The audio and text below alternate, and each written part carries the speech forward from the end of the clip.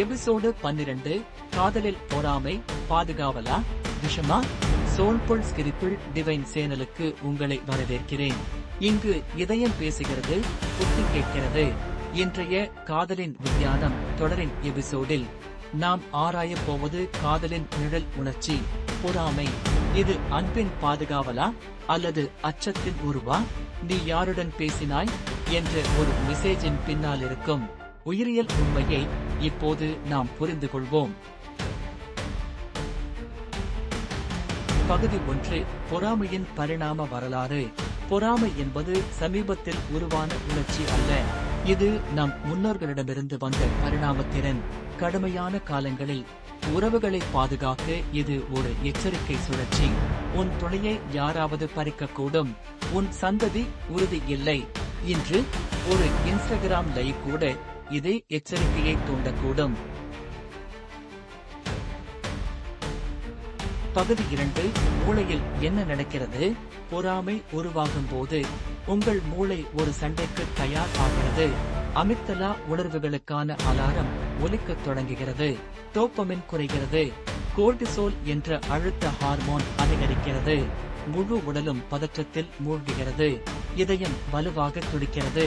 அழகான காதல் திடீரென பயம் ஆகஸ்ட் மாறுகிறது. பகுதி 3. பொறாமை மற்றும் காதல்.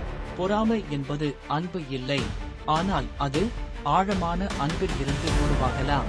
ஆரோக்கியமான அன்பு சொல்கிறது, நான் உன்னை நம்புகிறேன். பொறாமை கத்துகிறது, என்னை விட்டு போய்விடாதே. நான் போதுமானவனா இல்லையா? வித்தியாசம் எதில்?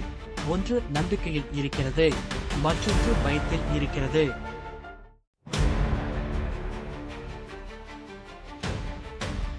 பகுதி 4. பொறாமை நல்லதா? சிறு அளவிலான பொறாமை உங்கள் துணையை புறக்கணிக்காமல் அவரை நினைவுபடுத்தும். அது நெருக்கத்தை உருவாக்கும். ஆனால் அது கட்டுப்பாடு, சந்தேகம், பயமாக மாறினால் அப்போது அது அன்பையே நச்சாக்கும்.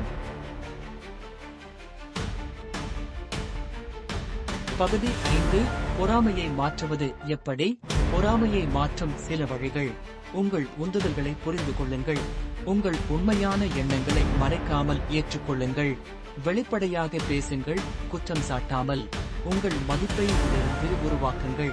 ஏனெனில் நீங்கள் உங்களை நம்பும் போது மற்றவர்களை சுதந்திரமாக நேசிக்க முடியும். பொறாமை உங்கள் எதிரி அல்ல, அது ஒரு தூதர் மட்டுமே. அது சொல்கிறது, உள்நோக்கமாக பாருங்கள், பயத்தை தீருங்கள், அன்புக்கு சுவாசிக்க இடமளியுங்கள்.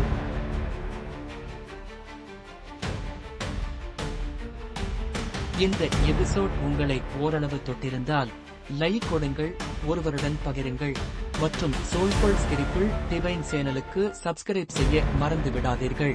அடுத்த வாரம் நாம் பார்க்க போகும் விஷயம் பிணைப்பு மாதிரிகள். நீங்கள் காதலிக்கும் விதத்துக்கு பின்னால் உள்ள அறிவியல். அதுவரை ஆழமாக சுவாசியுங்கள், புத்தியுடன் நேசியுங்கள் மற்றும் உங்கள் இதயத்தை வளரவிடுங்கள்.